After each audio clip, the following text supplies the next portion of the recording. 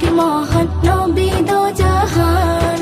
ধর্ম আমার ইসলাম জানি আমি মুসলমান। নামাজ পড়ি রোজা রাখি করি আমি দান। চলার পথে মাথায় রাখি হাদিস ও কুরআন। নামাজ পড়ি রোজা রাখি করি আমি দান। চলার পথে মাথায় রাখি হাদিস ও কুরআন।